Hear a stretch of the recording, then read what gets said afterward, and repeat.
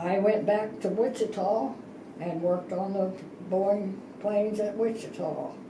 1944. Okay. Or 45, 40, in there somewhere. Dad went to must have been Wichita where he went, and he worked on them. My mother went to DeSoto, Kansas, and worked in the airplane plant there for a while. Yeah, I kept house for Dad when Mom was gone, and I helped Mother when Dad was gone. We had real good neighbors that were real helpful for us too. I don't know, we had a hard day's work. It was Dad. After he got done, he was tired, and he was reading the paper, but he didn't last very long. We worked from 7 in the morning until 5 at night. To me, at that time, it was just a job. Mm-hmm. And this is my first paycheck. And there beside us in the same cubicle. We didn't converse back and forth. We was working, and at rest period, I don't know where she went, or it was just work. There was guards all around everywhere. Mm-hmm. We just went, we did our work. We didn't know what anybody else's job was or how they did it or anything. I don't know what my sister did when she worked in the same plant. Yeah. But not at the same station, and I don't know what job she did. Or Mother and Dad over at Lockheed was the same way. At home, it was never mentioned what we did or what we didn't do. I don't remember ever saying anything about what we did while we were there. Never an accident. That's awesome. It was pretty well patrolled. They were very friendly. They would ask questions. If you don't ask questions, they would answer as good as they could. But actually, you didn't really know that they were anything special. They were just there, a part of it. I was glad to do it. I'm glad now that we did it. My brother was in the Navy, I said. He sent us home.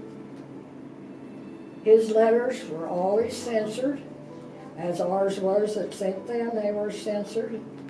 They have no date or place on the postal there. It was just out of San Francisco. That is all the address you ever had. We did not have the slightest idea where we was at Pearl Harbor or up in Japan or whether we was someplace else in the Pacific Ocean. At that time, things were not like usual, and things were rationed. And we had letters. Everyone was entitled to one of these books. It has the stamps inside. When you went to buy gasoline, sugar, coffee, oils, all kinds of things were rationed. You had to give them a little stamp before they would sell one to you. You even had to turn in an empty tube of toothpaste before you could get another tube of toothpaste. To me, I didn't have to do this, but I furnished the stamps here for their family, but it was hard on some people. There wasn't any kids roaming around in town after dark and zooming their cars around or anything. It was pretty tight for Mother and Dad. Well, I was glad, of course. Yeah. That I was out in Colorado with my cousin and working for them at that time, and it just seemed like a freer world from there on. I really didn't think anything about being Rose Riveter until they started things like this, or the auxiliary. I belonged to the Legion Auxiliary, and they had a big to-do in Dodge City in February, and I didn't really think anything about being important or anything because I wasn't Rosie the Riveter. a job to do, and I did it. Yes, I know.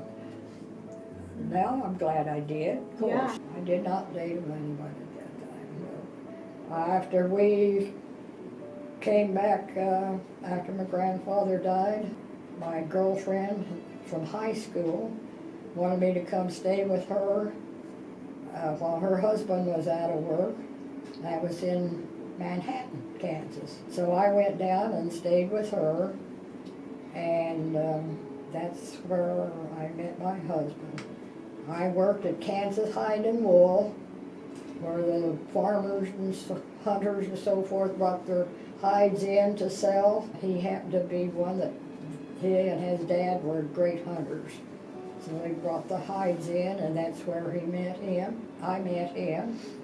We went together 6 weeks before we were married. And it lasted 71 years. We had a good life. We were in Randolph, and he was a butcher. So he worked for another person there, killing the beef and cattle and processing them. Not personal, no. Well, as far as I'm concerned, he was a very great person. General and president both. He was hard to beat. He was. You just can't. I wish we had more of him. Appreciate everything, because he was a great commander that got the war over. It was just life. It was a hard life, but then we made it. Everybody else did too. And if you work for it, you'll come out good at the tail end. Personally, I think kids have it too easy nowadays. But then that's the way it's going now anyway, so.